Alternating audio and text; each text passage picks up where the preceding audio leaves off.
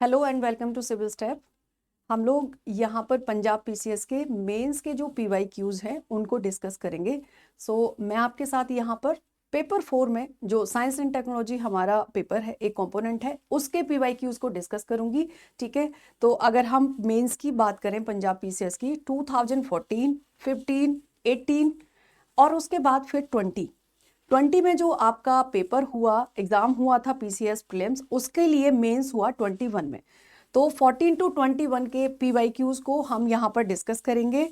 आज का जो सेशन है इसमें विशेष तौर पर हम 2021 के जो पीवाईक्यूज हैं साइंस एंड टेक्नोलॉजी के, वो मैं आपके साथ यहाँ पर डिस्कस करूंगी।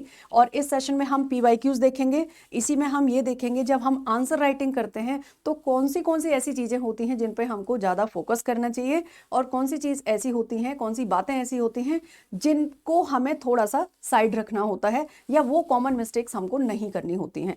ठीक है, तो हम लोग शुरू कर लेते हैं यहाँ पर। इसी के साथ ये 14 टू 21 हम लोग डिस्कस करेंगे। साइंस एंड टेक्नोलॉजी की आपकी ये पीवाईक्यूज हैं। ठीक है, 2021 के ये क्वेश्चंस मैं आपके साथ यहाँ पर डिस्कस करूंगी related to science and technology.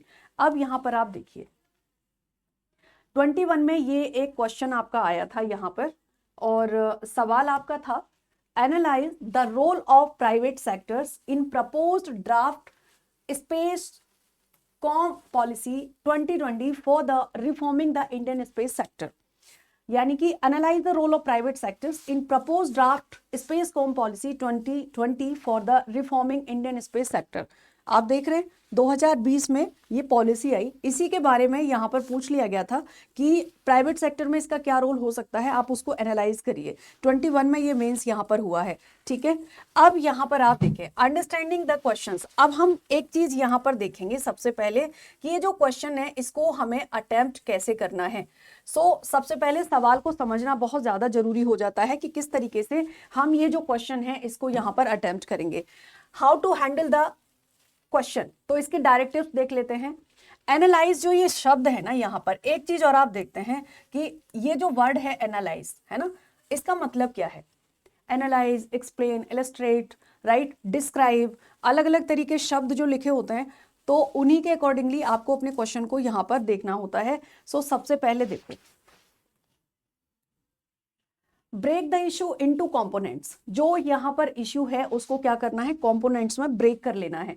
Not just describe the policy, केवल आपसे ये पॉलिसी के बारे में नहीं पूछ रहा है, पॉलिसी के रोल को एनालाइज करने की बात कर रहा है। कहां पर, प्राइवेट सेक्टर में। ठीक है, but examine how and why private sector is important with in it. ये पूछ रहा है कि प्राइवेट सेक्टर कैसे और यहां पर इंपॉर्टेंट है और कितना इंपॉर्टेंट है। इसी के साथ एक चीज और यहां पर आप देख रहे हैं, established cause and effect relationship. ठीक है, and maintain a balance tone. और आपको यहां पर क्या करना होता है, एक बैलेंस बनाना होता है जब आप आंसर लिख रहे हैं अपना। तो अब हम यहां पर एक चीज देखेंगे, स्कोप ऑफ आंसर्स क्या हो सकते हैं, कहां कहां से हम अपने आंसर को ज्यादा अच्छा कर सकते हैं। तो upstream role, private sector in building, launching, owning satellites and the establishing ground infrastructure. ठीक है, आप इनको शामिल कर सकते हैं अपने आंसर में। डाउनस्ट्रीम एंड सर्विस लेयर्स क्या क्या हो सकते हैं यहाँ पर, involvement in broadbands, VSAT, mobility. ठीक है, internet of things. Internet of things की जब बात यहाँ पर हो रही है, right, internet of things and broadcasting, other communication services, regulatory governance and dimensions. आप देखिए तो in spacecom and authorisation, spectrum, orbital management, तो इन सारी चीजों को आप यहाँ पर शामिल कर सकते हैं। अब इसमें कॉमन पिटफॉल्स कौन से होते हैं जो आपको अवॉइड करने होते हैं ड्यूरिंग आपके राइटिंग। ठीक है, avoid narratives, history of India space reform, जो पूछा गया है वही लिखना है। फैक्ट्स लिखने हैं, करंट अफेयर को इंटरलिंक करना है। कोई भी चीज ऐसी नहीं लिखनी है कि बस ऐसे लगे कि हाँ आप हिस्ट्री भी बता रहे हैं, सारा कुछ बता रहे हैं, नहीं, बिल्कुल टू द पॉइंट बात करनी है जो आपसे पूछा गया है। The question is not about the evaluation. ये जो क्वेश्चन है यहाँ पर, ये आपका एवोल्यूशन के बारे में नहीं है, but about the role of private players in this specific body, ये स्पेसिफिक बॉडी जो आपकी यहाँ पर है, इसमें प्राइवेट सेक्टर किस तरीके से रोल प्ले करता है, इसके बारे में पूछ रहा है, कोई इवोल्यूशन नहीं पूछ रहा है। तो आपको हिस्ट्री लिखने की जरूरत नहीं है कि हमारा स्पेस सेक्टर किस तरीके से इवॉल्व हुआ है, right. And avoid over blaming और ओवर प्रेजिंग इसरो और द प्राइवेट सेक्टर। ना इसरो के बारे में कुछ लिखना है, ना तो कोई ब्लेम करना है, ना ही कोई ओवर प्रेज करना है आपको यहाँ पर, क्योंकि ऐसी कोई बात पूछी ही नहीं गई है, ठीक है। Maintain neutrality and focus on structural change, जो भी स्ट्रक्चरल चेंज किए गए हैं अगर आपको वहां पे लिखना है आप वो लिखिए। एंड नॉट पर्सनैलिटीज और इंस्टीट्यूशंस, ठीक है। इसी के साथ ये आपके हो गए कि कौन सी चीजें आपको यहाँ ड्यूरिंग आंसर करनी होती हैं। अब आप देखिए कि आपको जो आंसर है वो कैसे करना है। तो जब बात मेन बॉडी की आती है ना कि कैसे आपको यहाँ पर अपना आंसर फ्रेम करना है, तो सबसे पहले तो अपना इंट्रोडक्शन लिखना है हमें। अब जब आप अपना इंट्रोडक्शन यहाँ पर लिखेंगे तो कैसे, space the draft space based communication, जिसे space com policy 2020 seeks to transform India's space sector from ISRO-dominated model to vibrant public-private ecosystem, and where private firms are partners in building, operating and the commercializing space-based communication infrastructure। ठीक है, मतलब जो आपका introduction है ना वो बिल्कुल सटीक सही होना चाहिए। जिस चीज के बारे में क्वेश्चन में पूछा गया है एक टर्म वहां पर आप पकड़ लीजिए, और टर्म क्या पूछा गया था यहाँ पर, based on communication space com policy 2020। तो आपको वही बताना है कि वो क्या है, उसको डिफाइन कर देना है इंट्रोडक्शन में। इंट्रोडक्शन छोटा हो और बिल्कुल राइट टू द पॉइंट लिखना चाहिए, होना चाहिए। And role of envisaged for the private sector, अब यही पूछा था कि रोल क्या हो सकते हैं यहाँ पर प्राइवेट सेक्टर के लिए इसके। तो सबसे पहले आप पॉइंट यहाँ लिख सकते हो, design, manufacture and the ownership of space assets, right. यानी the draft allow Indian private entities to develop, own and operate communication satellites and associated spacecraft system and shift from supply vendor role to assets owner operators, and this aim to scale capacity rapidly attract investment। ठीक है, उसी तरीके से ground infrastructure and the service provisions आप लिख सकते हैं कि ग्राउंड लेवल पर किस तरीके से इंफ्रास्ट्रक्चर ये यहाँ पर डेवलप कर सकता है। एंड थर्ड आप लिखें, catalyse the innovation, competition and the cost reduction. ठीक है, ये आपका मेन बॉडी में यहाँ पर आ रहा है, इंट्रोडक्शन आपने लिख दिया। Commercial partnership and the export potential क्या हो सकता है, policy envisages and Indian firm offering space communication services and domestically abroad by boosting expert. तो tech transfer in the global market integration, regulatory interface and the risk allocation. ये क्या है यहाँ पर देखो, the reform creates a single window promote body, right, in space, and to authorize the support non-government entities aiming to ease business and ensure safe and national security check। अब इसके आप concern भी यहाँ पर लिख सकते हो, क्योंकि आपसे रोल पूछे हैं तो कुछ कंसर्न भी हो सकते हैं, कुछ चिंताएं भी इनकी हो सकती हैं और सेफ गार्ड्स भी हो सकते हैं। तो इस पॉइंट्स को हम यहाँ पर इस पॉइंट को भी देख लेते हैं कि क्या इनके कुछ कंसर्न हो सकते हैं। Private entity must be matched by transparent licensing and the spectrum, orbital and the slot management, export control, ठीक है, and robust insurgence and liability mechanism to avoid the regulatory uncertainty and the protect national security। ये इसके concern और safeguards हैं। इसी के साथ अगर ये बहुत ज्यादा जरूरी पार्ट होता है कि जब आप अपना आंसर फ्रेम कर रहे हो, इंट्रोडक्शन, मेन बॉडी आपकी होगी अकॉर्डिंग टू क्वेश्चन कि क्या पूछा गया है वहां पर, उसी तरीके से। एंड फिर जो ये कंक्लूजन होता है, निष्कर्ष होता है नीचे, ये बहुत जरूरी पार्ट हो जाता है। If implemented with a clear and predictable regulations and the active capacity building, PLI finance trust based and the space com policy can make India a competitive new space hub by combining ISRO's strengthen and with the private sector capability, so it also successful set stage for the more comprehensive Indian space policy 2023। ठीक है, तो ये आपका हो गया यहाँ पर conclusion. इसी तरीके से जब हम यहाँ पर अपना सेकंड क्वेश्चन देखेंगे, जो दूसरा सवाल है वो क्या पूछा गया, discuss the features and significance of the hypersonic technology demonstration vehicle.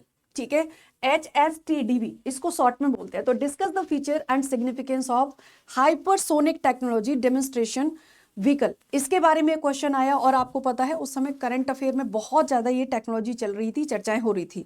तो अगेन उन्होंने पूछ लिया यहाँ पर आंसर, ठीक है। तो आप यहाँ पर देखें इसको कैसे हैंडल करना है, क्या लिखा हुआ है यहाँ पर, डिस्कस, डिस्कस करना है। तो जहां पर आपका ये डिस्कशन शब्द के बारे में बात हो जाए तो उस क्वेश्चन को आप कैसे करेंगे, discuss the features and significance, features बताने हैं और सिग्निफिकेंस इंपॉर्टेंस बताना है उसका, उसकी कैरेक्टरिस्टिक्स बतानी है या सैलेंट फीचर्स बताने हैं। तो ये यहाँ पर आपका आंसर है किसके बारे में, अबाउट हाइपरसोनिक टेक्नोलॉजी के बारे में।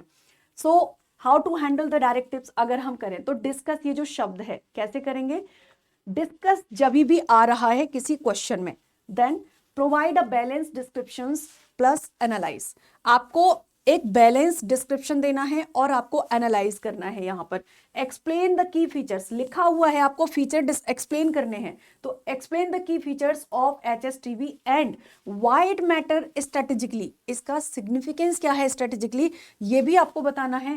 Technological and economical also, both and cover the both dimensions, दोनों ही डायमेंशंस को कवर करने हैं। किसको, फीचर्स एंड सिग्निफिकेंस। फीचर्स में क्या आएगा, what is it is and how it works, और सिग्निफिकेंस में क्या आता है, why it is important for India, ये आएगा आपका सिग्निफिकेंस में। तो फीचर्स एंड सिग्निफिकेंस दोनों आपको बताने हैं। जब आप ब्रेक करके किसी क्वेश्चन को देखते हैं ना तो आपको बहुत सारे वहां पर पॉइंट्स मिल जाते हैं कि अच्छा आपको कैसे कैसे अपने आंसर को कवर करना है यहाँ पर, ठीक है। सो इसी के साथ आप देखें स्कोप ऑफ आंसर क्या हो सकता है, scope of the answers, technical feature क्या हो सकते हैं, like scramjet engine, hypersonic speed capability max 6+, ठीक है, and the high temperature material, autonomous navigation, launch integration, and second है ऑपरेशनल पर्पज। ऑपरेशनल पर्पज से आप देखें reusable hypersonic platforms, future applications in long range missile and space launch vehicle and the aerospace system. And third है significance for India, ये भी आपका एक इसको कवर करना है यहाँ पर। तो defence, preparedness, technology, self reliance and the strategic deterrence, contribution to the space access and alignment with a major global power, ठीक है। अगेन इसमें भी कुछ पिट बिल्स हो सकते हैं यहाँ पर, कॉमन पिटफॉल्स टू अवॉइड, कि जिनको आपको अवॉइड करना है, कि ये नहीं लिखना है यहाँ पे। सो देखो, avoid writing detailed chronology of test, ऐसा नहीं है कि आपने जो जो क्रोनोलॉजिकल यहाँ हाइपरसोनिक टेक्नोलॉजी सबको आप लगा के क्रोनोलॉजी में लिखेंगे, नहीं, वो टेक्नोलॉजी के बारे में बात कर रहा है। What is the hypersonic technology deterrence in vehicle, right, इसकी सिग्निफिकेंस और फीचर्स बताने हैं, आपको डिस्कस करना है इनके बारे में, तो डिटेलिंग नहीं करनी है। Do not overstate capability, DSTDV is a still demonstration platform, अभी भी डेमोन्स्ट्रेट किया ही जा रहा है इसको। So not operational weapon system, okay, and avoid generic statements like the it enhance the national security, तो ये बड़े जेनरिक बहुत ऐसे स्टेटमेंट होते हैं, तो ये आपको नहीं देने हैं यहाँ पे। Always link significance to specific technological and strategical outcome, कोई अपनी तरफ का कोई स्टेटमेंट बना करके नहीं लिखना है। इंट्रोडक्शन आप कैसे लिखेंगे इस टेक्नोलॉजी के ऊपर, यानी कि जब यहाँ पर बारी आती है इंट्रोडक्शन लिखने की, ठीक है, तो आपका जो HTDS, ठीक है, V, ये जो टेक्नोलॉजी है इस पर इंट्रोडक्शन कैसे, hypersonic technology demonstrate vehicle developed by DRDO, किसने डेवलप किया है, तो DRDO ने, and it is testable aim to validating critical technologies for the hypersonic cruise vehicles, its successful trial marked by India's entry into strategical sensitive and the technological complex domain, all right। इसी के साथ इसके feature आपको ये याद रखना पड़ेगा, क्या पूछा है, तो discuss the features and significance of hypersonic technology demonstrated in vehicle, ये यहाँ पर सवाल था, ठीक है। अब हम आते हैं इसकी मेन बॉडी पर। तो मेन बॉडी जब आप इसकी लिखेंगे आफ्टर इंट्रोडक्शन, तो यहाँ पर आप क्या लिखेंगे मेन बॉडी में, ठीक है। तो जब आप यहाँ मेन बॉडी लिख रहे हैं तो फीचर हम डिस्कस करेंगे, फीचर्स ऑफ DSTDV। फीचर में क्या है इस टेक्नोलॉजी का, स्क्रैमजेट पावर फ्लाइट, यानी स्क्रैमजेट इंजन का इस्तेमाल किया जाता है यहाँ पर। The core feature is the indigenously developed scramjet engine that enables sustained flight at hypersonic speed, और हाइपरसोनिक स्पीड की जब बात आती है तो मैक्स 6+ ये यहाँ पर होता है। इसी के साथ एडवांस्ड मटेरियल एंड डिजाइन, तो vehicle incorporate heat resistant alloy and the space noise phone geometry complex and aerodynamics to withstand extreme temperature generated during the high speed flight। इसी के साथ ऑटोनमस फंक्शनिंग भी इसकी होती है, ये भी एक इसकी विशेषता है, फीचर है। And it includes automated navigation sensor integration and the onboard computer system to ensure stable platform after booster separation. Then booster assisted launch, ये यहां पर है। A solid rocket booster lift HSTDV to required altitude and the velocity before transitioning to scramjet engine.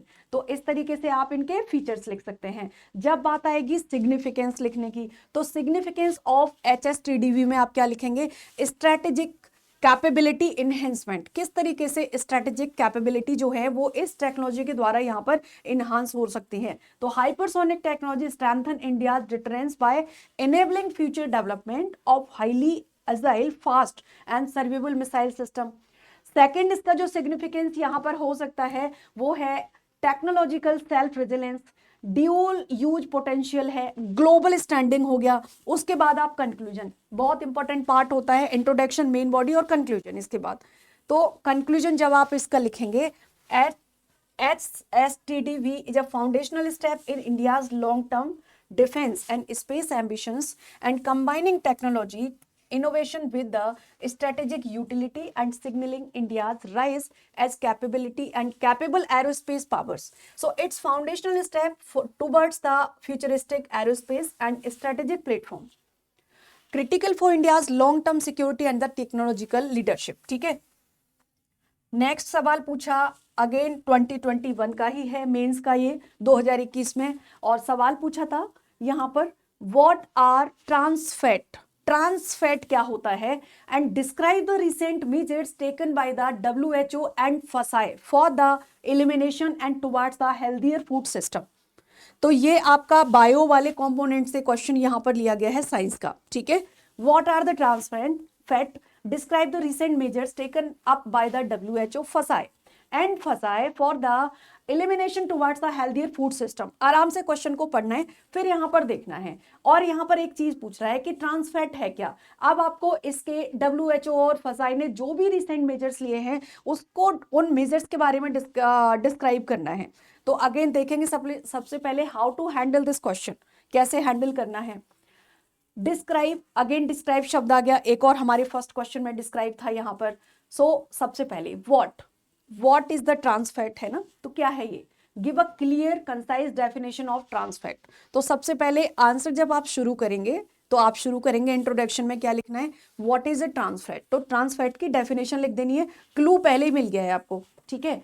And second जो आपके पास word आया है, की word, वो आया है डिस्क्राइब, राइट यानी कि आपको मेजर्स को डिस्क्राइब करना है जो कि WHO और फसाई ने यहां पर लिए हैं इससे रिलेटेड। तो प्रोवाइड स्ट्रक्चर, एक स्ट्रक्चर प्रोवाइड करना है, पॉइंट वाइज एक्सप्लेनेशन देनी है, measure the take by WHO and FSSAI and avoiding long explain, कोई लॉन्ग एक्सप्लेनेशन नहीं देनी है।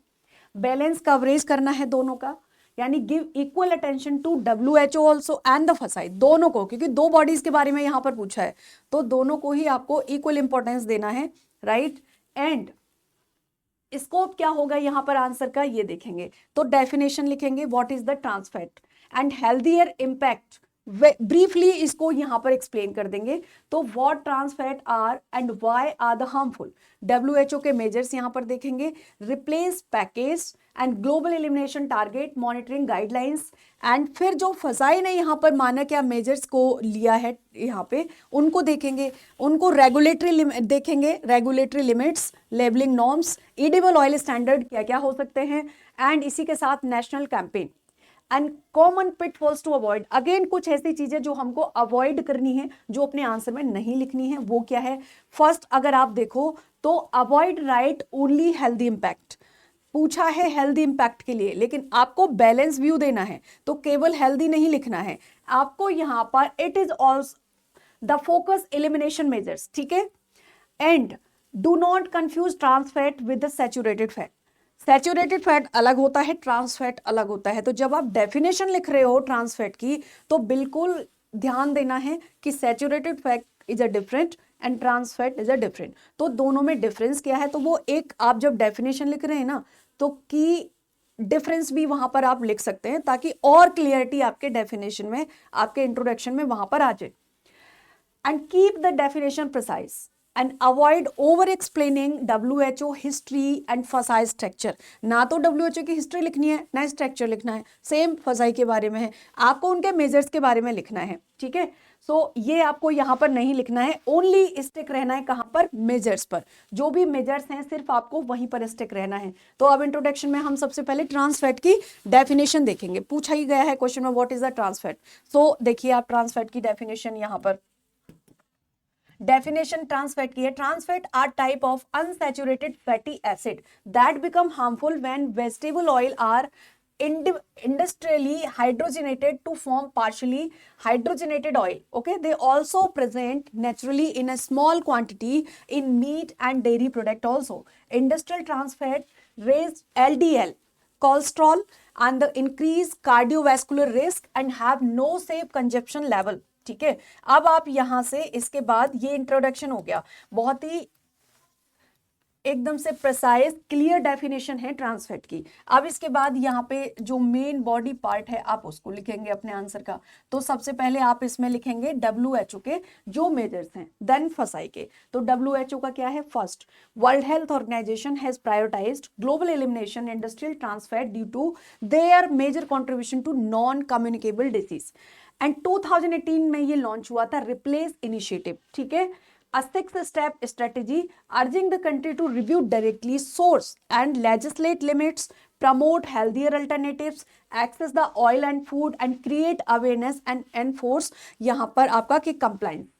WHO set a target for global elimination by 2023. 2030 तक WHO ने टारगेट सेट किया था कि इसको एलिमिनेट कर देना है।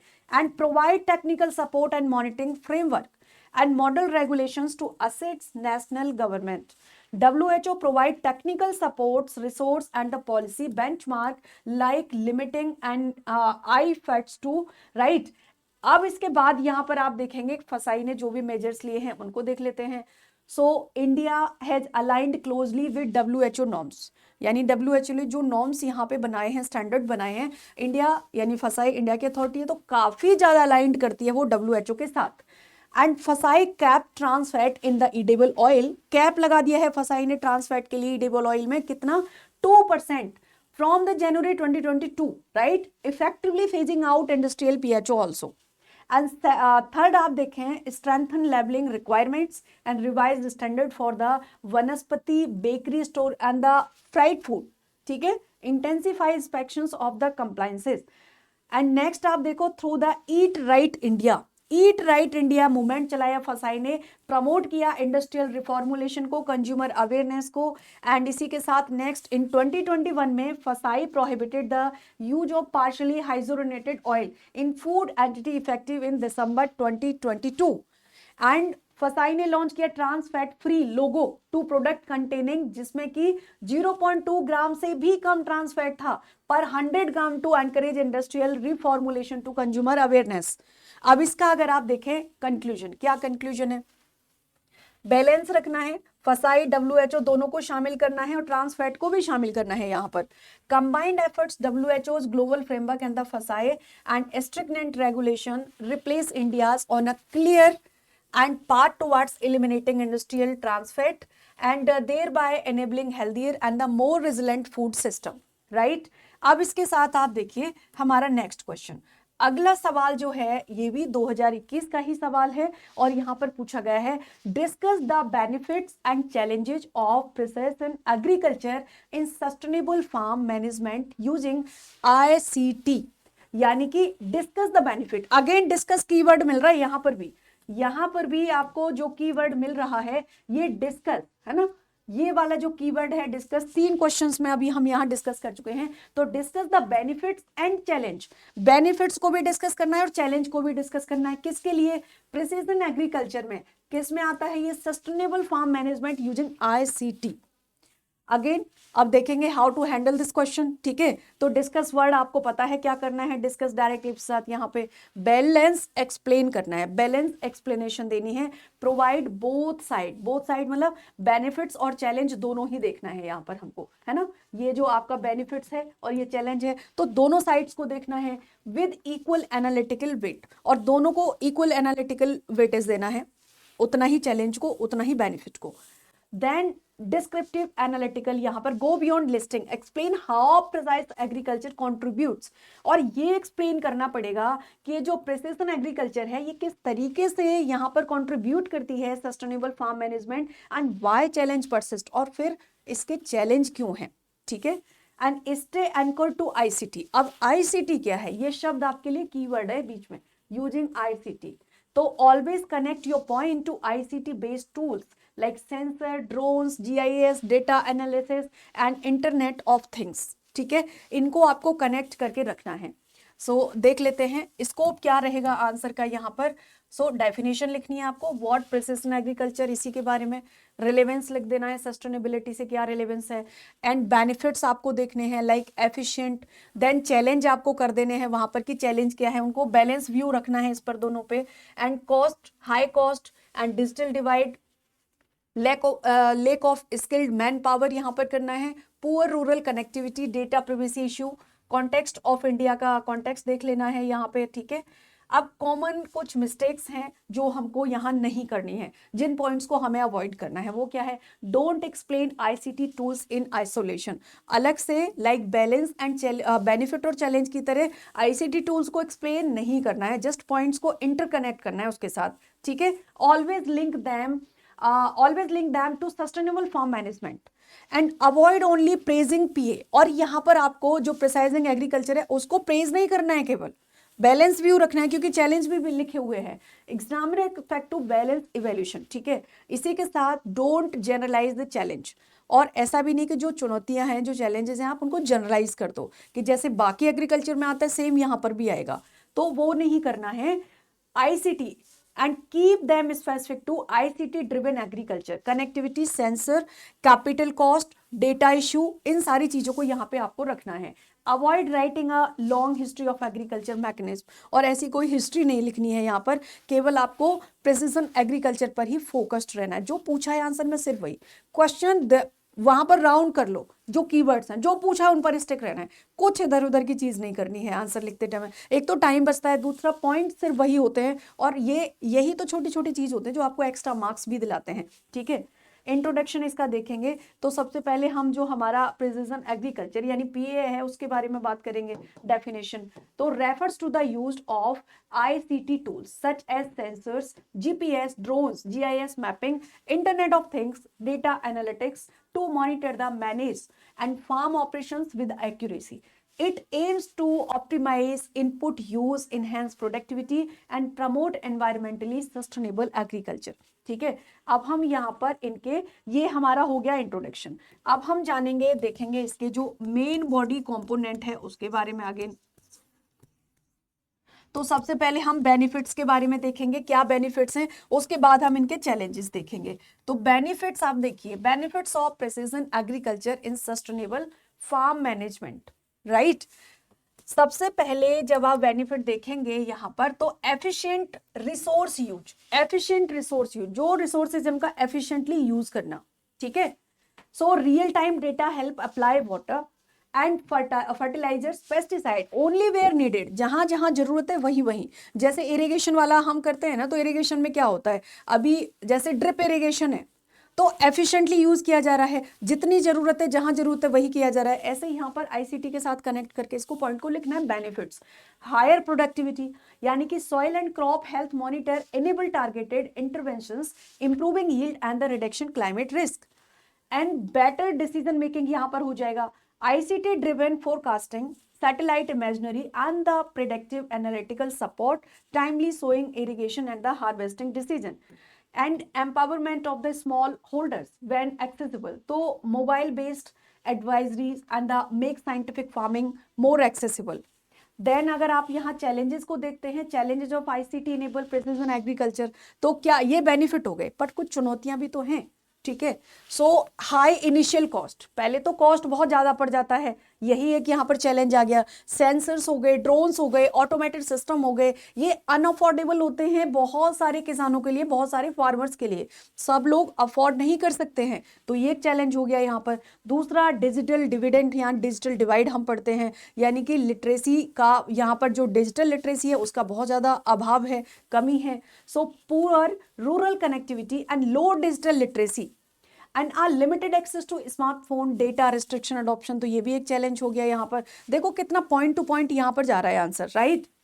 फ्रेगमेंटेड लैंड होल्डिंग्स, यानी कि जो खेती का साइज है वो बहुत बड़े नहीं है, छोटे छोटे हैं, दूर दूर है, कि मान लीजिए कहीं 5 बीघा खेत किसी का है, फिर कहीं पर है, तो छोटे छोटे खेत के साइज हैं और अलग अलग हैं, बिखरे हुए हैं, फ्रेगमेंटेड हैं, एक जगह पर नहीं है, ये भी एक चैलेंज है इसके अंतर्गत। स्किल एंड ट्रेनिंग गैप, यानी effective use of ICT tools required the specialised knowledge that many farmers lack. Okay, अब हम इसका यहाँ पर कंक्लूजन देखेंगे, निष्कर्ष देखेंगे कि इसका जो कंक्लूजन है वो क्या हो सकता है।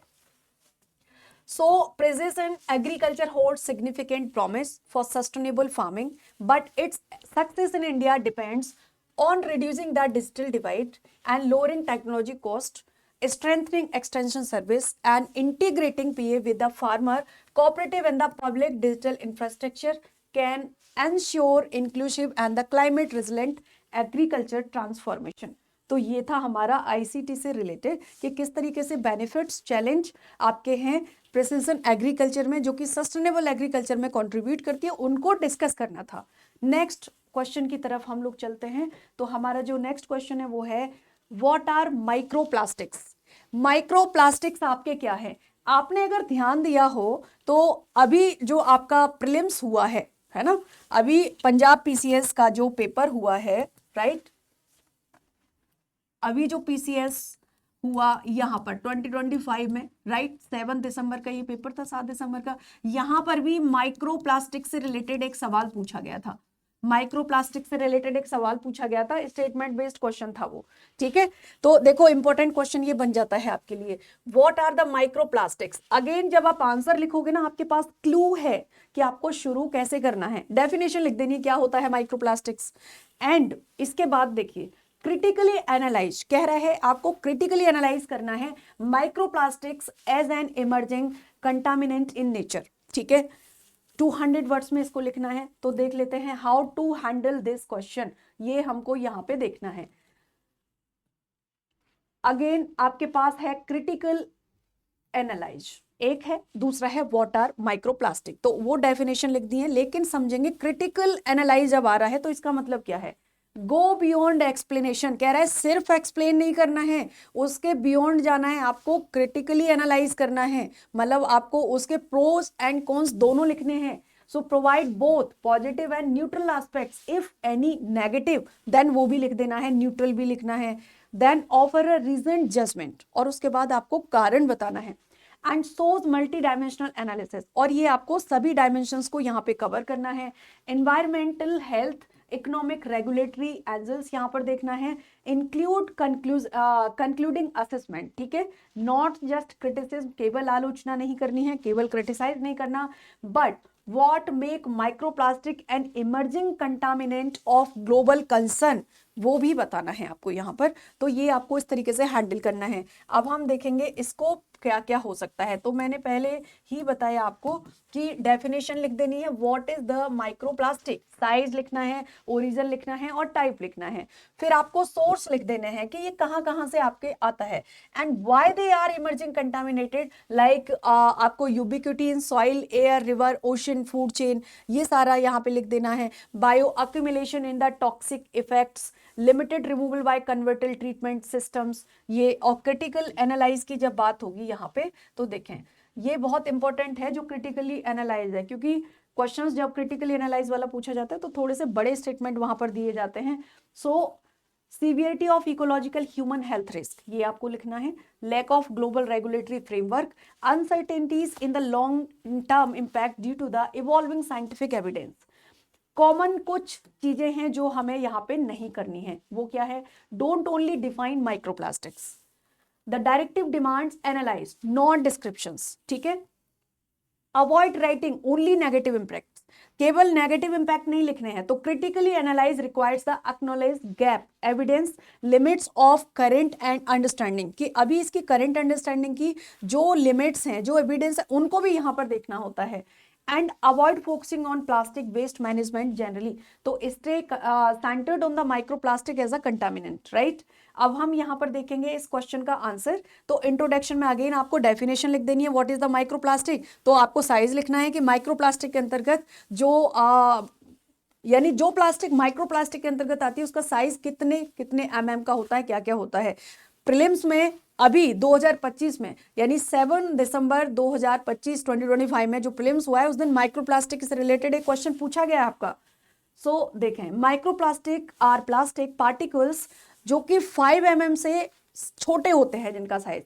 Primary microplastic intentionally manufactured like microbeads cosmetics industrial abrasive needles, ठीक है। सेकेंडरी में क्या आता है, break down of larger particles through weathering and UV radiation and the mechanical wear. And इसके साथ आप देखो जो हमारा मेन बॉडी पार्ट इसका आएगा कि हम अपना आंसर जो हमें शुरू करना है उसमें। सो यहां देखें microplastics as an emerging contaminant, okay.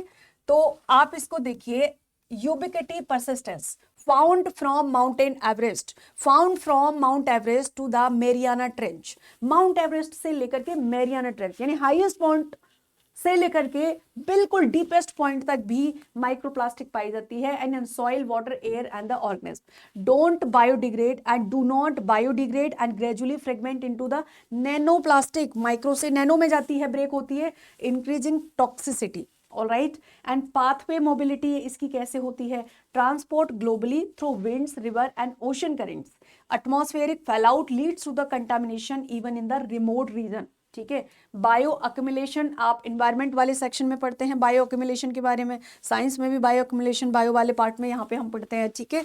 तो बायो अक्यूमुलेशन ह्यूमन एक्सपोजर कैसे मिलता है, ingested by planktons fish birds and move up to chain, और जो एक फूड चेन में यहाँ पर ये चलती रहती है। Human exposed via sea food water salt inhalation, और जब सी फूड को ह्यूमन खाता है तो वो वहां से उनके ह्यूमन के अंदर आ जाता है, तो ये एक तरीके से इसका अक्यूमुलेशन चलता रहता है।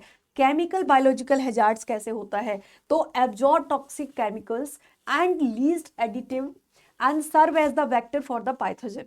इकोलॉजिकल सोशियो इकोनॉमिक इंपैक्ट इसका क्या हो सकता है, सॉइल, तो altered microbial activities, reduced water retention, aquatic life, physical harm and reproductive issues इससे हो सकते हैं, ठीक है।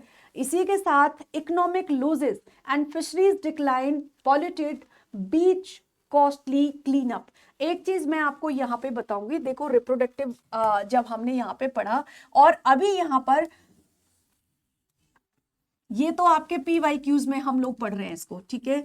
बट अभी यहाँ WHO ने basically world wide first ever world wide infertility पर गाइडलाइंस जारी किए हैं। तो वो इस बार आपके मेंस के लिए बहुत इंपॉर्टेंट टॉपिक, क्योंकि साइंस का टॉपिक है, बहुत इंपॉर्टेंट हो सकता है, आप उसको एक बार देखिएगा करंट अफेयर में, ठीक है। और इसी के साथ ये आप पहली बार ऐसा हुआ है कि WHO ने गाइडलाइंस जारी किया है कि उनको केयर मिलना चाहिए, उनको ट्रीटमेंट मिलना चाहिए, डायग्नोस होना चाहिए, राइट। तो इससे रिलेटेड है क्वेश्चंस, जो समस्याएं चल रही होती हैं वहां से बनते हैं प्रैक्टिकल क्वेश्चंस, तो आप यहाँ ध्यान रखिएगा इस चीज के बारे में। और ये अभी कुछ दिन पहले की बात है, राइट। और अगर आप में से कुछ स्टूडेंट मान लीजिए ऐसे हैं जो UPSC का मेंस जिन्होंने लिखा है हो गया है और जो इंटरव्यू वगैरह की तैयारी कर रहे हैं, तो वहां पर भी बहुत अच्छा ये टॉपिक है डिस्कशंस के लिए, ऑलराइट। अब आप देखें regulatory knowledge gap, regulatory knowledge gap, no global binding treaty yet and detection method are evolving, ठीक है। एंड इसी के साथ कुछ की चैलेंजेस इसके देख लेते हैं क्या है। तो इनविजिबल पॉल्यूशन, मतलब ऐसा पॉल्यूशन है कि आपको दिखता ही नहीं है, इनविजिबल है, difficult to monitor and quantify and the remove. जब आप इसको मॉनिटर नहीं कर पाते हैं तो क्वांटिफाई कैसे कर पाएंगे और इसको रिमूव कैसे कर पाएंगे। इसी के साथ intersectoral sources like textile, synthetic fibres बनते हैं, and tyre, wear, packaging, paints, personal care products होते हैं, स्किन केयर प्रोडक्ट्स होते हैं, उनमें ये सारे माइक्रो नैनो प्लास्टिक जो होता है वो यूज होता है। Recycling limitations, microplastic escape waste water treatment plants and end up to the sludge use as fertiliser.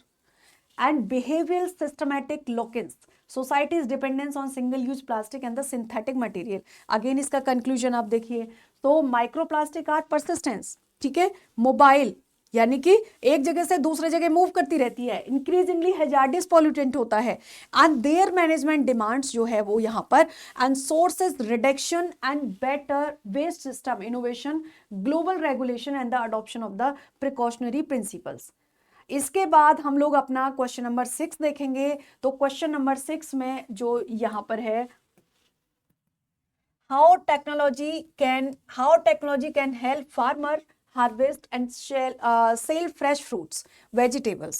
How technology can help farmers harvest and sell, है ना, किस तरीके से कर सकता है, harvest and sell fresh fruits and vegetables, right, and elaborate, यहाँ पे क्या करना है, elaborate करना है। तो ये की पॉइंट आपको मिल गया, elaborate with the help of suitable examples। तो suitable examples आपको देने हैं, discuss the initiatives of government in this regards। Okay, तो अब हम इसको देखेंगे, how to handle this question। elaborate याद रखना है, एंड यहाँ पे आपको याद रखना है कि किस तरीके से यहाँ आपको, just a second, how technology help farmer to harvest and fresh sell the fresh fruits and vegetable, और इसको elaborate करना है कैसे, सुइटेबल एग्जांपल्स देने के साथ, and discuss the initiatives of government in this regard, और इस सेक्टर में, इस क्षेत्र में गवर्नमेंट ने क्या क्या इनिशिएटिव्स लिए हैं उनको भी डिस्कस करना है। तो आपके पास दो कीवर्ड्स यहाँ पर हैं, तो देख लेते हैं, इलेबरेट एंड डिस्कस। ये दो कीवर्ड्स आपके पास मिल गए यहाँ पर, ठीक है,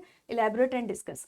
elaborate required a detailed explanation, elaborate का मतलब होता है detailed explanation of how technology help farmers in harvesting and selling the fresh and fruits and vegetable, move beyond listing and show mechanism and the process. Discuss जब हम करते हैं, पिछले questions में भी हमने देखा है, तो provide a balance point of view account government initiative, not just naming schemes but explaining how they support tech and adopt harvesting and the selling, ठीक है। अब यहाँ पर देखो, ये आपका बैलेंस है, पार्ट 1 में क्या करना है, टेक्नोलॉजी प्लस एग्जांपल्स, सेकंड में government initiatives, both part must be equally addressed, और फिर उसका कंक्लूजन हम लोग लिख देंगे यहाँ पे। अब आप देखें स्कोप क्या क्या हो सकता है आंसर का, तो technologies help in harvesting, internet of things, IoT sensors, ठीक है, IoT,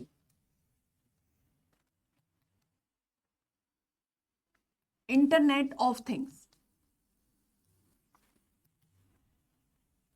इंटरनेट ऑफ थिंग्स या IoT sensors for the crop maturity detections, drone for crop monitoring, mechanical harvest हो सकता है, technological help in selling like digital market place, e NAM है, ONDC, agriculture, agri startups हैं, and cold chain tech हो गया, internet of things cold storage हो गए, and mobile app हो गए for price discovery and the demand forecasting, right.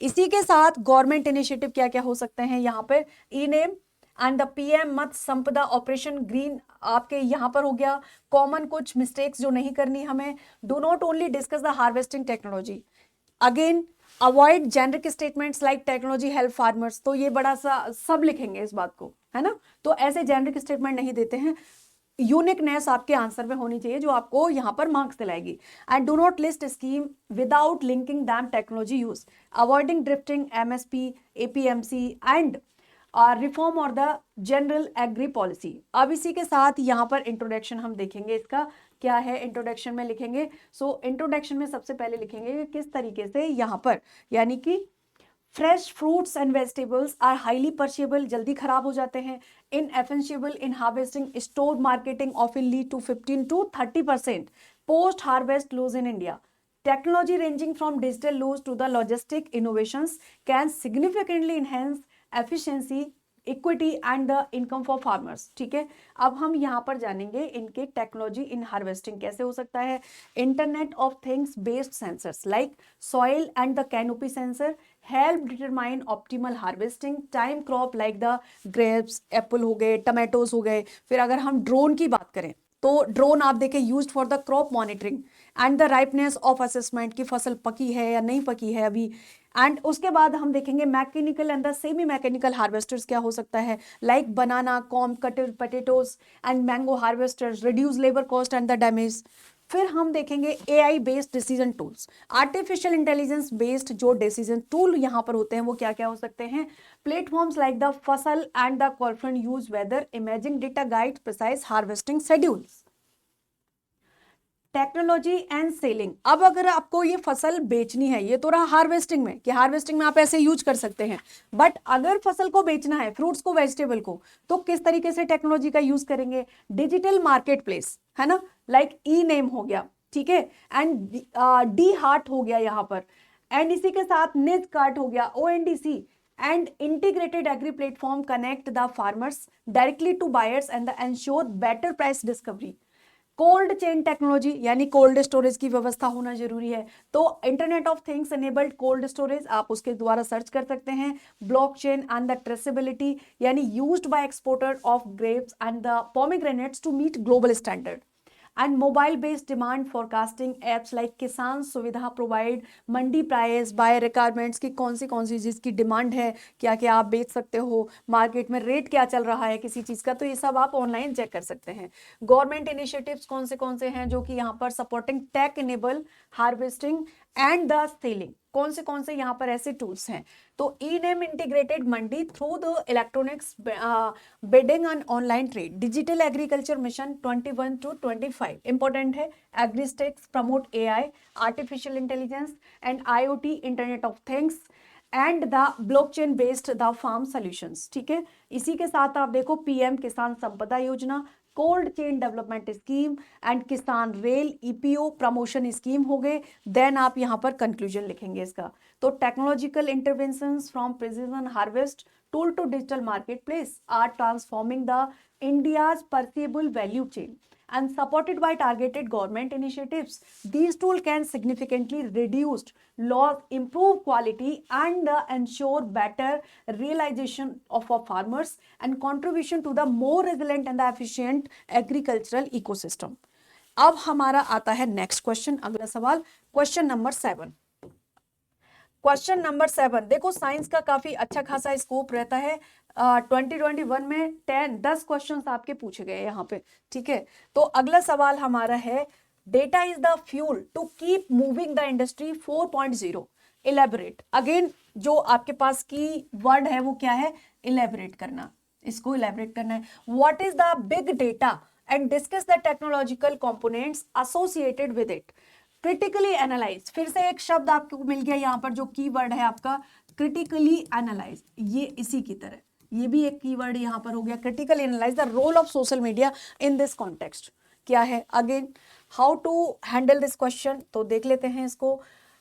Elaborate, discuss and critically analyse, ठीक है, 3 वर्ड हमारे पास हैं। So elaborate on the statement, required a detail explanation, अभी हमने पहले पढ़ा था, जहां पर भी जिस भी क्वेश्चन में ये शब्द आ रहा है इलेबोरेट, मतलब डिमांड कर रहा है कि आपको एक्सप्लेन करना है उस स्टेटमेंट के बारे में। Why data is considered the cover driver of the industry 4.0 and shows how data enable the automation and predictive analytic smart manufacturing and the AI driven processes, ठीक है। फिर जो डिस्कस वर्ड है ये क्या है, what is the big data plus its technological components। इसी के साथ आपको क्या करना है, इसकी डेफिनेशन दे देनी है। एंड नेक्स्ट आप देखेंगे क्रिटिकल एनालाइज, तो क्रिटिकल एनालाइज क्या है, present both positive and negative aspects. अभी हमने पिछले 2-3 क्वेश्चन में क्रिटिकल एनालाइज, इलेबोरेट और डिस्कस तो लगभग हर सवाल में आ रहा है, तो आपको ये एक पता चल रहा होगा कि जब ये वर्ड्स आपके क्वेश्चन में आ रहे हैं तो आपको आंसर को अपने को किस फॉर्मेट में लेकर के जाना है, ठीक है, कहाँ कहाँ ज्यादा फोकस करना है। स्कोप फॉर आंसर आप देखिए यहाँ पर, एक्सप्लेनिंग द स्टेटमेंट, कौन सा स्टेटमेंट था, data as a fuel for industry 4.0 automation, internet of things या IoT, robotics, digital twin, predictive maintenance and smart supply chain, यहाँ रहना है। दूसरा, बिग डेटा की डेफिनेशन लिख देनी है। टेक्नोलॉजिकल कंपोनेंट्स कौन से हो सकते हैं, like IoT, sensors and cloud computing आपका हो गया, एंड हैंडूप इकोसिस्टम हो गया, यहाँ पर मशीन लर्निंग हो गया, आर्टिफिशियल इंटेलिजेंस हो गया, एंड एज कंप्यूटिंग हो गया, डेटा एनालिटिक प्लेटफॉर्म्स आपके हो गए, साइबर फिजिकल सिस्टम हो गया। रोल ऑफ सोशल मीडिया क्या है, इसका रोल ऑफ सोशल मीडिया का क्रिटिकल एनालाइज करना है, ठीक है। तो pros and cons, common mistakes जो नहीं करनी, do not explain for industry 4.0, क्या करना है, इसके रोल को देखना है। Avoid listing components without explaining their relevance to big data, ये सारी चीजों को आपको अवॉइड करना है। इंट्रोडक्शन आप इसका देखें तो डेफिनेशन लिख देनी है 4.0 की, ठीक है। Industry 4.0 represents the convergence of digital, physical, biological system where data becomes the central resource and drive automation and intelligence, the real-time decision making. In this paradigm, data function much like the fuel and powering the interconnecting technology and the enabling adapting and industrial process, ठीक है। फिर इसके बाद आता है आपका यहाँ पर जो ये मेन बॉडी पार्ट है, और यहाँ पर आप इसमें सबसे पहले जो लिखेंगे इंट्रोडक्शन हमारा हो गया। देन इसके बाद डेटा इज द फ्यूल, जो डेटा है वो इंडस्ट्री 4.0 के लिए कैसे फ्यूल का काम करता है, तो फाउंडेशन ऑफ ऑटोमेशन यानी AI, robotics, cyber physical system depends on data input for the optimisation and internet of things driven operations. कैसे इनके जो ड्रिवन ऑपरेशन है वो क्या है, सेंसर जनरेशन हो गए, generate real time data. Digital twin कैसे होता है, यहाँ पे virtual replica of mechanism rely on high quality data sets for simultaneous and the perform stimulate performance and the forecasting. Smart supply chain. इसके बाद big data. Big data refer करता है extremely large complex database characterized by the 5 V's: volume, velocity, variety, and the veracity, volume, and it's enabled deeper in the insight that traditional data processing tool cannot handle. इसके बाद आता है technological component of big data. तो technological component of big data जो है उसका यहाँ पर बिग डेटा का क्या टेक्नोलॉजिकल कंपोनेंट हो सकता है, IoT यानी कि internet of things sensors, cloud computing, Hadoop ecosystem, AI, artificial intelligence and machine learning हो गया, एज कंप्यूटिंग हो गया, data analysis and the platform यहाँ पर हो गया। इसी के साथ रोल ऑफ सोशल मीडिया क्या है, और रोल ऑफ सोशल मीडिया को क्रिटिकली एनालाइज करना है हमें, मतलब प्रोज एंड कॉन्स दोनों लिखने हैं। कुछ बेनिफिट भी होते हैं इसके और कुछ इसके यहाँ पर इससे हार्म भी होते हैं। तो पहले पॉजिटिव एस्पेक्ट हम देखेंगे। Produced massive behavioral and the market database useful for the sentiment analysis, consumer and profiling the product innovation.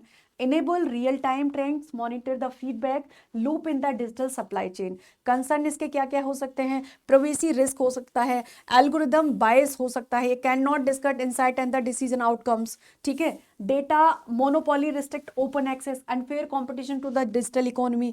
फिर लास्ट में हमारा आता है इसका कंक्लूजन। तो आपने देखा आंसर में हमने तीनों कंपोनेंट्स को किया, उनका बैलेंस इलेबोरेट एक्सप्लेन भी किया है, डिस्कस भी किया है, यानी कि डेफिनेशन भी आपने दी है, उसी के साथ क्रिटिकल एनालाइज भी किया है। हमने उनके कंसर्न भी देखे हैं, पॉजिटिव नेगेटिव एस्पेक्ट्स भी देखे हैं। अब जब हम कंक्लूजन लिखेंगे तो बिल्कुल बैलेंस बेस्ड में इसको लिखेंगे, ठीक है। While social media contribute valuable database for industry 4.0 and the benefit must be balanced, जो benefit होंगे वो कैसे बैलेंस होने चाहिए with the strong data governance and the ethical privacy and the AI framework and the privacy safeguards. In data-driven industry era, responsible management of big data remains crucial for the sustainable and the trustworthy digital transformation। यहाँ पर ये होता है, ठीक है। Next question हमारा है question number 8।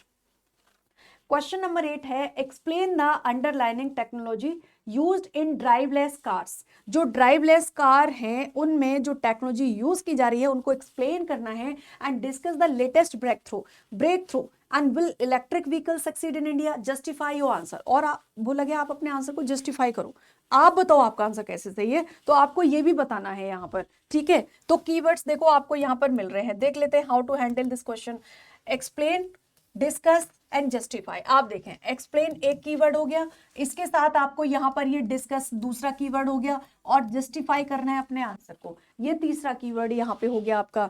So explain the underline the technology, क्या करना है, required clearly simplicity describing how driverless car are work, कि ये जो गाड़ी होती है ड्राइवरलेस ये काम कैसे करती हैं, टेक्नोलॉजी क्या है इनमें।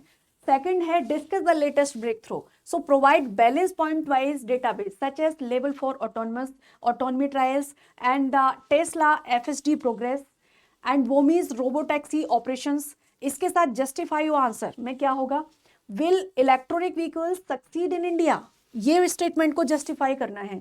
तो requires taking a clear stand, आपको क्लियर स्टैंड लेना है इस स्टेटमेंट के लिए, एंड सपोर्टेड बाय एविडेंस, और आपको वहां पर पॉइंट वाइज प्रूफ भी लिखने हैं। And use pros and constraints, और प्रोज कॉन्स दोनों लिखने हैं, and conclude with justify judgement, और उसके साथ आपको जस्टिफाई जजमेंट के साथ अपने आंसर को कंक्लूड करना है, यानी निष्कर्ष लिखना है। स्कोप क्या हो सकता है आंसर का, तो देखो underlining technology of the driverless car, यहाँ पर ये इसके साथ लेटेस्ट जो भी ब्रेक थ्रू टेक्नोलॉजीज हैं लाइक लेवल 4-5 ऑटोनॉमी एक्सपेरिमेंट्स हो गए, इनको हमें लिखना है। Then electronic vehicle succeed in India, justification आपको देनी है यहाँ पर पॉइंट वाइज, ठीक है, रीजन देने हैं कि आप कैसे जस्टिफाई करेंगे और कैसे सक्सीड कर सकता है। कॉन्स्टेंट यहाँ पर करना है कि कमियां क्या क्या हैं, अगर कोई प्रॉब्लम आ रही है, इंप्लीमेंटेशन गैप अगर आ रहा है तो वो क्यों आ रहा है ये भी देखना है। एंड इसी के साथ कॉमन पिटफॉल्स टू अवॉइड, कुछ बेसिक चीजें जो हमको अवॉइड करनी है, जो गलतियां नहीं करनी ड्यूरिंग योर आंसर राइटिंग, वो क्या है। So do not describe the mechanical car engineering, उसकी कोई मैकेनिकल चीज नहीं बतानी है आपको, ठीक है। Avoid over claiming jargon, and इसी के साथ आपको do not give a one sided view, avoid naming too many brands, ये भी नहीं करना है कि अलग अलग ब्रांड्स आपको लिख देने, mention only where the relevant break through, ठीक है। Do not forget to take a stand in electronic vehicle question, जो इलेक्ट्रॉनिक व्हीकल के ऊपर आपका स्टेटमेंट है वहां पर स्टैंड लेना बिल्कुल भी नहीं भूलना है, क्योंकि वो आप मान करके चलो कि अगर ये सवाल आपका 200 वर्ड्स का है तो आपको पूरे क्वेश्चन को इस तरीके से यहां पर ब्रेक करना पड़ेगा, ठीक है। इंट्रोडक्शन आप देखो तो driverless car represents a core innovation of industry 4.0 and combining artificial intelligence, advanced sensors, real-time data processing to enable autonomous mobility. The rapid evolution of these technology is reshaping the future of the transport globally. ठीक है, अब हम आते हैं इसका जो मुख्य main body part है उस पे। So underlining technology of driverless car, sensor suits यहाँ पर हो गए, lidar provide 3D mapping, lidar detect distance, velocity, ultrasonic sensors assist in the close range detections, and camera इसमें लगे हुए हैं, identify lenses signals, right. And artificial intelligence machine learning यहाँ पर है, high definition mapping like precise constantly updated map enable localization with the centimeter level accuracy, centimetre level की भी यहाँ पर एक्यूरेसी है इसमें, ठीक है। तो ये आपका एक ब्रेक थ्रू है। Connectivity vehicle to vehicle and vehicle to infrastructure communication improve the situational awareness, इसी के साथ on board processor and the edge computing है। एंड रीडेंट्री सिस्टम यहाँ पर है। लेटेस्ट ब्रेक थ्रू क्या क्या हो सकते हैं, तो लेवल 4 ऑटोनॉमी, तो Waymo and the cruise operating रोबस्टो in the select US time, and to end AI यानी Tesla FSDs, V12 use neural network to the direct map camera input to the driving actions.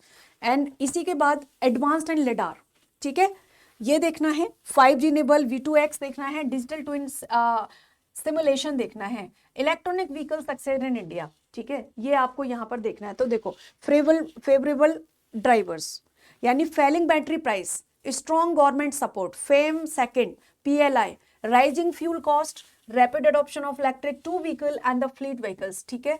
And challenges क्या है, limiting charging infrastructure, electronic vehicles तो आ गए हैं, charging points अभी भी उतना इंफ्रास्ट्रक्चर भारत में डेवलप नहीं हुआ है, तो ये एक लिमिटेशन आ गई इसके अंतर्गत। And expansion of charging network and the renewable energy integration also. Conclusion क्या है इसका, so driverless car technology are advancing rapidly through AI, artificial intelligence, sensors, connectivity, while electronic vehicles are supported by strong policy and market trends and hold the substantial potential for the India, but strategically investment and ecosystem strengthen will determine the pace of their widespread adaptation, ठीक है। तो इस तरीके से आपने देखा पूरा का पूरा जो हमारा क्वेश्चन था वो सारे एस्पेक्ट वहां पर discuss, elaborate, critically and justified statement, सारे के सारे जो हमारे पार्ट्स थे आंसर के, वो क्वेश्चन के वो यहाँ आंसर में हमने कवर किए। अगला जो सवाल है वो है why sanitation is a big challenge in India, why sanitation is a big challenge in India, ठीक है, क्यों है, क्वेश्चन पूछ रहा है आपसे। And how technology can play role in providing better sanitation service, ये आपको बताना है। तो अगेन यहाँ पर हम लोग देखेंगे या how to handle this question, why and how, ये दो कीवर्ड्स आपके पास यहाँ पर हैं कि वाई एक हो गया आपका यहाँ पर और आपका दूसरा है हाउ। अब आपको ये दोनों कीवर्ड्स देखने हैं, ठीक है। सो आप देखिए इसमें why sanitation big challenge for India, ये आपको देखना है। The required analyse cost and how technology can play a role, कैसे ये रोल प्ले करता है, तो मैकेनिस्टिक एक्सप्लेनेशन देना है, not just listing technology but showing how the improve sanitation. केवल टेक्नोलॉजी के बारे में बताना नहीं है, उनके बारे में ये भी बताना है कि किस तरीके से टेक्नोलॉजी काम करती है सैनिटेशन के लिए, ठीक है। और डायरेक्टिव क्या करना है, बैलेंस देना है। 50% वाई सैनिटेशन इज चैलेंज यहां पर देना है, और 50% आपको देना है कि हाउ टेक्नोलॉजी हेल्प, ठीक है। स्कोप क्या क्या हो सकता है आंसर का, reason why sanitation is a big challenge in India, कौन से कारण, बिहेवियरल फैक्टर है, सोशल नॉर्म्स है, पुअर सीवेज नॉर्म्स हो गए, एंड फिजिकल स्लज मैनेजमेंट है, ओपन डेफिकेशन रिप्लेस रिस्क हो गया, lack of waste water treatment हो गए यहाँ पे। फिर टेक्नोलॉजिकल रोल इंप्रूविंग सैनिटेशन में क्या है, like bio toilets and GIS mapping होगी, मैकेनाइज्ड इंडल्स रिस्क हो गया, decentralised waste water treatment, mobile app हो गया, vacuum, robotics, digital twin for the urban sanitation planning, plasma pyrolysis, bios plant हो गए, ठीक है। अगेन कुछ चीजें जो हमें ध्यान रखनी है आंसर लिखते समय, do not only discuss open defecation. तो सैनिटेशन के बारे में जब कई बार होते हैं तो लोग जजमेंटल हो जाते हैं, तो केवल सिर्फ ओपन डेफिकेशन नहीं लिखना है, बैलेंस व्यू पढ़ के टेक्नोलॉजी का भी यूज करना है, मेंशन ओनली वेयर रेलेवेंट, ठीक है।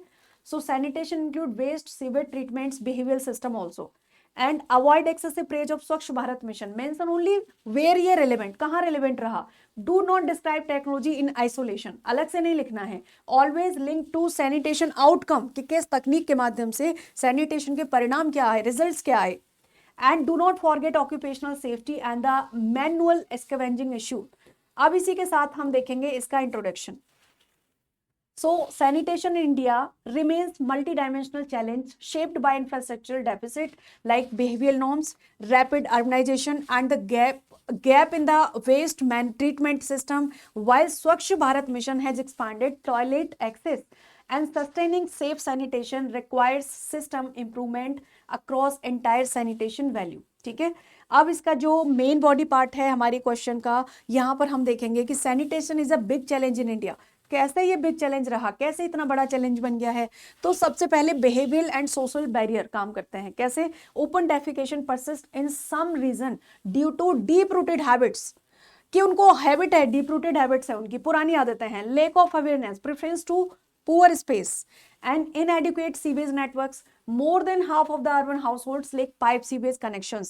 Smaller town rely on the septic tanks without proper physical management.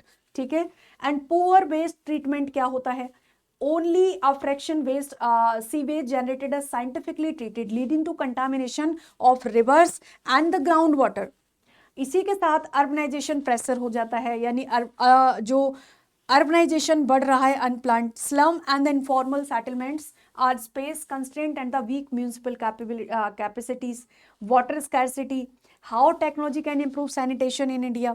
ठीक है, so bio toilets and the bio digesters enable on-site treatment, particularly in rural area, Indian Railways, Internet of Things and sensors like monitor toilet uses and fill the level of septic tanks, ये यहाँ पे हो सकता है।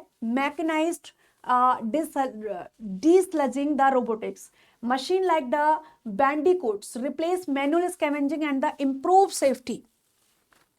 2017 में बहुत ज़्यादा discussions में थे और उसी के बाद आपका ये सवाल पूछा भी गया है, राइट। बहुत ज़्यादा डिस्कशन में मैनुअल स्कैवेंजिंग था, सीवेज, और यहाँ पर आपका जो सैनिटेशन वाला केस चल रहा था लगातार। एनडीसी के साथ मोबाइल एप्लीकेशन, स्वच्छ toilet locators and grievance app improve citizen access to the service delivery. Then इसका हम लिखेंगे निष्कर्ष, कंक्लूजन। क्या है conclusion, sanitation challenge in India stems for the structural, behaviour, institutional constraint, technology, and when integrated with strong grievances, community and engagement can transform sanitation system, ensure dignity, reduce health risk, move India towards a cleaner, more sustainable future। ठीक है, अब हमारा next question है, अगला सवाल, right short note. हमें short note लिखना है ऑन द फॉलोइंग्स, कुछ यहाँ पे टॉपिक्स हैं उनके ऊपर, ठीक है। कौन से टॉपिक्स हैं हमारे जिन पे हमें शॉर्ट नोट्स लिखने हैं, तो उनके बारे में हम बात करेंगे। तो सबसे पहले तो आप यहाँ पर देखें कि जब भी आपको शॉर्ट नोट लिखने को आता है तो आपको वो, मान लो कोई एक ही टॉपिक आ गया, यहाँ तो 3 टॉपिक हैं, कोई एक टॉपिक पे आपको बोला जाता है राइट अ शॉर्ट नोट, तो इसका मतलब क्या है, क्या लिखना है, जस्ट उसके पॉइंट्स लिख देने हैं शॉर्ट में या कुछ और मतलब होता है। तो इसका जो अप्रोच है वो देख लेते हैं। राइट, स्ट्रक्चर आपको क्या करना है, इंट्रोडक्शन, कॉन्सेप्ट भी लिखना है एंड मेन फीचर भी लिखने हैं, बेनिफिट्स भी लिखने हैं, लिमिटेशंस भी लिखनी है और वे फॉरवर्ड भी लिखना है। ये होता है शॉर्ट नोट, लेकिन शॉर्ट में लिखना है सब कुछ यहाँ पे। तो सबसे पहला जो पॉइंट यहाँ पे है वो है CRISPR-Cas9। ये देखो 21 मेंस में आया है और 2019 में 2019 में यूपीएससी ने भी प्रीलिम्स में मेंस में सवाल पूछे थे यहाँ से, ठीक है। तो अच्छे से इनको ध्यान में देना है। देखो, CRISPR या Cas9 is a revolutionary gene editing technology driven by adopting immune system of bacteria.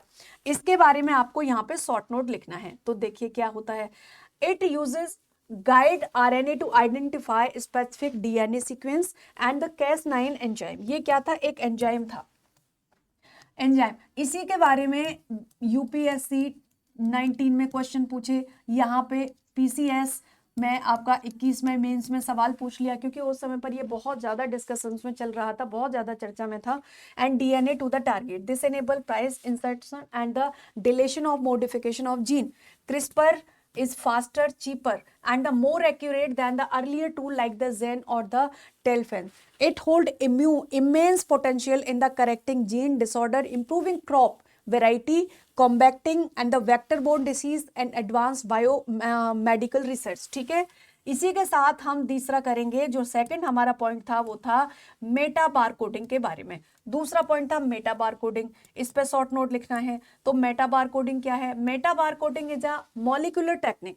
ये एक मॉलिक्यूलर लेवल की टेक्निक है and use to identify the multiple species from an environmental sample like soil, water and the air by analysing DNA sequencing, उनका DNA sequencing को analyse करके। And it combines DNA barcoding. तो meta barcoding combined होता है किससे, DNA barcoding से, with next generation sequencing enabling rapid biodiversity assessments without needling physical scavenger and standard genetic marks like COI for animal, ITS for fungi and help detect species present in the mixed sample. Meta barcoding is the valuable for the monitoring invasive species, studying food web and the ecosystem health, tracking illegal wildlife trade. Challenge includes incomplete genetic database, detect and difficult in the quantifying species and the abundance of accuracy। इसी के साथ हमारा जो next, इसमें 4 point आपके दिए थे short note के लिए। तो नेक्स्ट पॉइंट है antiviral nano coating on the anti covid face mask. अब देखो, ये उस समय पर आए थे क्योंकि 21 में पूछा है, 20 का ये आपका एग्जाम था, राइट। कोविड का दौर चल ही रहा था यहाँ पर। तो antiviral nano coating use nano particles such as the silver, copper, zinc oxide और the graphene to inactive virus on the mask surface, है ना। मास्क आए थे ना उस समय पर अलग तरीके के। सो उसी से रिलेटेड शॉर्ट नोट आपसे पूछा है, these nano particle disturb the viral membrane and generate the reactive oxygen species or the bind to viral protein preventing the SARS-CoV and the sulfide। ऐसा ही सवाल एक आपसे पूछा आपके अभी जो 7 दिसंबर को 2025 में प्रीलिम्स आपका पीसीएस का हुआ है, उसमें पूछा था कि जो आपकी स्टेनलेस स्टील होती है वो किस तरीके से काम करती है, कैसे रिएक्ट करती है। ठीक है, आप उसको पेपर आप लोगों ने दिया है, आपने वो क्वेश्चन पढ़ा होगा। एंड देखो, they also offer the longer and usability and improved filtration efficiency.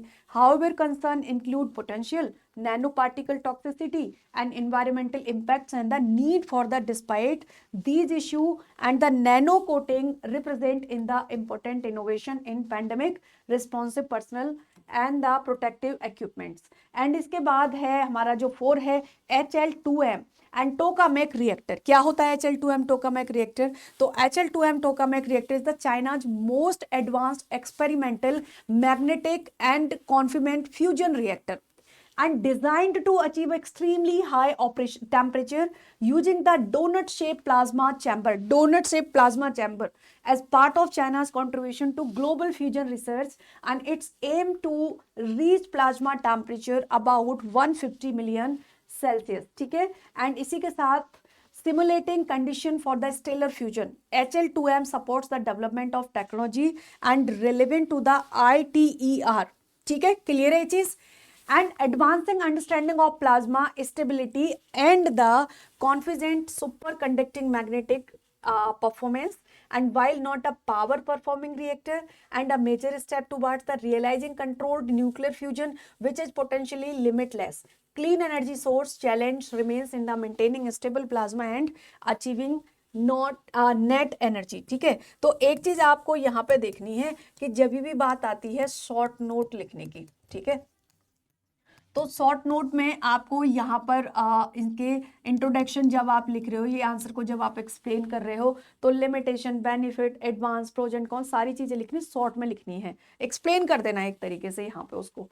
ठीक है, इसी के साथ 2021 के जो आपके PYQs हैं, क्वेश्चन है, 10 PYQ आए थे, वो हमारे यहाँ पर हो चुके हैं. और क्वेश्चन में जब आप क्वेश्चन पढ़ रहे हैं तो कीवर्ड्स आपके पास वहां पे होते हैं, बस हमारी थोड़ी सी हमको अंडरस्टैंडिंग अपनी बढ़ानी होती है. ठीक है, इसी के साथ हमारा ये जो सेशन है वो हम ओवर करेंगे, क्योंकि 2021 के जो हमारे क्वेश्चंस थे वो 10 ही सवाल आए हुए हैं और वो हम यहाँ पे डिस्कस कर चुके हैं. इसी के साथ एक मोस्ट इंपॉर्टेंट इंफॉर्मेशन ये है कि civil staff institute Punjab PCS के लिए आपके लिए मेंस का क्रैश कोर्स लेकर के आया है और मेंस की टेस्ट सीरीज. ठीक है, तो मेंस की जो टेस्ट सीरीज है वो आपकी शुरू हो रही है 21 दिसंबर से, 21 दिसंबर 2025 से शुरू हो रही है. और इसकी जो फीस है वो 5000 रुपीज़ है. एक मेंस का क्रैश कोर्स भी है जो आपका 16 दिसंबर से शुरू हो रहा है, 16 दिसंबर से. इसकी फीस भी आपकी 5000 रुपये है. ठीक है, एंड अगर आप दोनों को साथ में अगर आप अलग अलग लेते हैं तो इसका ये है, अगर दोनों को साथ में लेना चाहते हैं, मान लीजिए ये आप दोनों को साथ में कॉम्बो लेना चाहते हैं इसका, तो आपको यहाँ पर ये मिलेगा 8, टेस्ट सीरीज 5000 और आपका क्रैश कोर्स 5000. बट आप टेस्ट सीरीज और क्रैश कोर्स दोनों को एक ही साथ लेना चाहते हैं तो ये आपको 8000 में मिलेगा. एंड इसी के साथ कोई जानकारी चाहिए तो आप इस नंबर पर कॉल करके बात कर सकते हैं. Okay, thank you so much, thank you.